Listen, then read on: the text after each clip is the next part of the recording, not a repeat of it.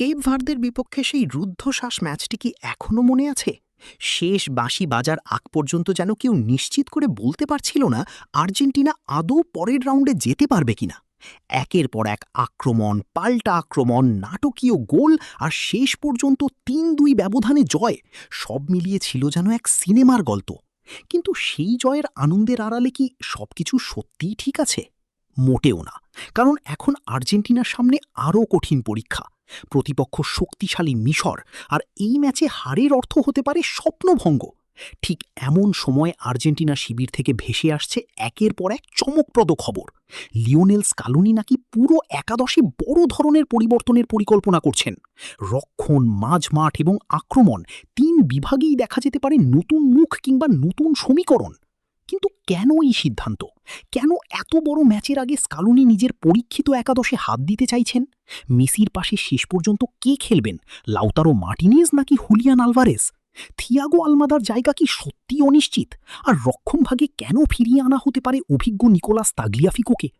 আজকের ভিডিওতে আমরা ধাপে ধাপে বিশ্লেষণ করব আর্জেন্টিনার সম্ভাব্য একাদশ, স্কালোনির কৌশল এবং এই ম্যাচে জয়ের জন্য তার সবচেয়ে গুরুত্বপূর্ণ পরিকল্পনা। তাই ভিডিওটি শেষ পর্যন্ত দেখুন, কারণ শেষের বিশ্লেষণেই লুকিয়ে আছে সবচেয়ে বড় চমক। চলুন শুরুতেই ফিরে যাই কেপ ভার্দের বিপক্ষে সেই ম্যাচে। স্কোরলাইন বলছে আর্জেন্টিনা জিতেছে ৩-২ ব্যবধানে, কিন্তু শুধুমাত্র ফলাফল দেখলে ম্যাচের আসল চিত্র বোঝা যাবে না। পুরো ম্যাচ জুড়ে কেপ ভার্দে এমন লড়াই করেছে যা আর্জেন্টিনাকে একাধিকবার বিপদে ফেলে দিয়েছিল। বিশেষ করে দ্রুত গতির কাউন্টার অ্যাটাক এবং শারীরিক ফুটবলের মাধ্যমে তারা আর্জেন্টিনার ডিফেন্সকে বারবার অস্বস্তিতে ফেলেছে। আর্জেন্টিনা শেষ পর্যন্ত জিতলেও এই ম্যাচ স্কালোনিকে বুঝিয়ে দিয়েছে শুধু আক্রমণ ভালো হলেই হবে না, রক্ষণেও আরও শক্ত হতে হবে। কারণ নকআউট পর্বে ছোট্ট একটি ভুলই পুরো টুর্নামেন্ট শেষ করে দিতে পারে। এই ম্যাচের আরেকটি বড় প্রভাব পড়েছে খেলোয়াড়দের শারীরিক অবস্থার ওপর। দীর্ঘ সময় ধরে উচ্চ গতির ফুটবল খেলতে গিয়ে অনেক ফুটবলার ক্লান্ত হয়ে পড়েছেন। তার ওপর প্রকৃতিও যেন আর্জেন্টিনার বিরুদ্ধে অবস্থান নিয়েছে। শনিবার যে উচ্চমাত্রার অনুশীলনের পরিকল্পনা ছিল তা তীব্র ঝড়ের কারণে বাতিল হয়ে যায়। এতে স্কালোনির পুরো প্রস্তুতি পরিকল্পনা ওলটপালট হয়ে যায়। পরে রোববার ক্লোজ ডোর অনুশীলনে কোচিং স্টাফ নতুন করে কৌশল সাজাতে বাধ্য হয়। লিওনেল স্কালোনির সঙ্গে ছিলেন তার বিশ্বস্ত ২ সহকারী পাবলো আইমার এবং ওয়াল্টার স্যামুয়েল। ৩ জন মিলে দীর্ঘ সময় ধরে ভিডিও বিশ্লেষণ করেন এবং মিশরের দুর্বলতা ও শক্তির জায়গাগুলো নিয়ে বিস্তারিত আলোচনা করেন। সেই বৈঠকের পরেই সবচেয়ে বড় খবরটি সামনে আসে। স্কালোনি পুরো দল পাল্টাতে চান না, কারণ তিনি বিশ্বাস করেন বর্তমান দলটির মূল কাঠামো ঠিক আছে। তবে ৩টি নির্দিষ্ট পজিশনে পরিবর্তন এনে তিনি দলের ভারসাম্য আরও বাড়াতে চান। আর এই ৩ পরিবর্তনের মধ্যে সবচেয়ে বেশি আলোচনা হচ্ছে আক্রমণ ভাগ নিয়ে। লিওনেল মেসির পাশে কে খেলবেন, এই প্রশ্ন এখন কোটি আর্জেন্টিনা সমর্থকের মুখে। লাউতারো মার্টিনেজ নাকি হুলিয়ান আলভারেজ? দুজনই বিশ্বমানের স্ট্রাইকার, দুজনের খেলার ধরন সম্পূর্ণ আলাদা।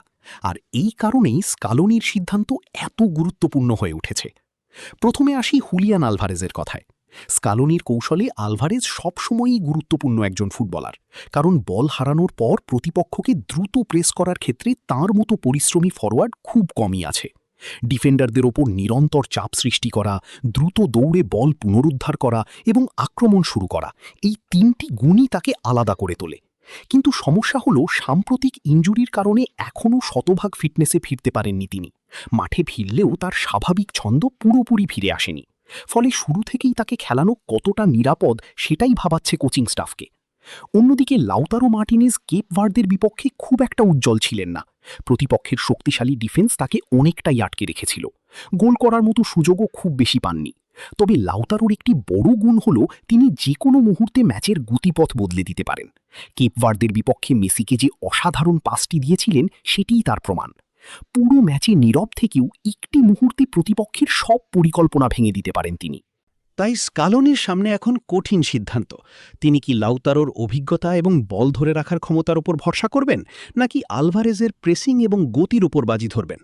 অনেক বিশ্লেষকের মতে মিশরের বিপক্ষে যদি আর্জেন্টিনা বলের দখল বেশি রাখতে চায় তাহলে লাউতারো এগিয়ে থাকবেন, কিন্তু যদি দ্রুত প্রেসিং এবং কাউন্টার ফুটবলে গুরুত্ব দেওয়া হয় তাহলে আলভারেজই হতে পারেন সেরা পছন্দ। শুধু আক্রমণ নয়, ডিফেন্সেও রয়েছে বড় দুশ্চিন্তা, কারণ কেপ ভার্দের বিপক্ষে ম্যাচ শেষে ফাকুন্দো মেদিনার পায়ে তীব্র ক্র্যাম্প দেখা দেয়। দীর্ঘ সময়ের উচ্চগতির খেলায় তিনি শারীরিকভাবে বেশ ক্লান্ত হয়ে পড়েন। এখনও তার পূর্ণ ফিটনেস নিয়ে অনিশ্চয়তা রয়েছে। আর স্কালোনি জানেন, নকআউট ম্যাচে অর্ধেক ফিট একজন ডিফেন্ডারকে মাঠে নামানো মানেই বড় ঝুঁকি নেওয়া। এই কারণেই আবার আলোচনায় এসেছে নিকোলাস তাগলিয়াফিকোর নাম। অভিজ্ঞ এই ডিফেন্ডার বড় ম্যাচে চাপ সামলাতে অভ্যস্ত। তার ট্যাকলিং, পজিশনিং এবং নেতৃত্ব দেওয়ার ক্ষমতা আর্জেন্টিনার জন্য বড় সম্পদ। শুধু রক্ষণ নয়, আক্রমণেও ওভারল্যাপ করে বাড়তি সহায়তা দিতে পারেন তিনি।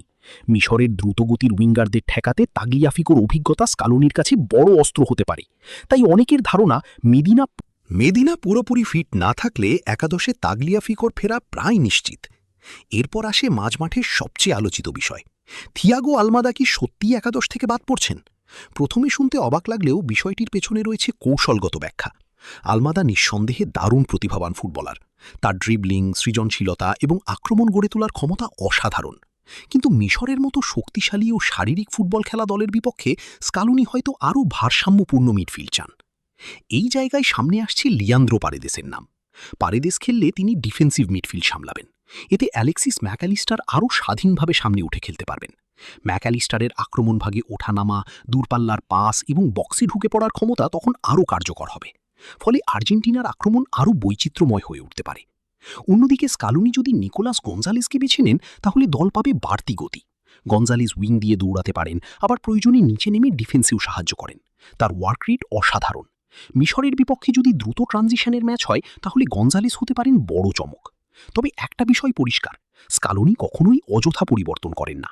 তিনি প্রতিটি সিদ্ধান্ত নেন প্রতিপক্ষের শক্তি, নিজের দলের অবস্থা এবং ম্যাচের চাহিদা বিবেচনা করে। তাই সম্ভাব্য 3টি পরিবর্তন হলেও দলের মূল দর্শন বদলাবে না। বল দখলে রাখা, দ্রুত পাসিং, মাঝমাঠ নিয়ন্ত্রণ এবং সুযোগ তৈরি, এই পরিচিত আর্জেন্টিনাকেই দেখা যাবে।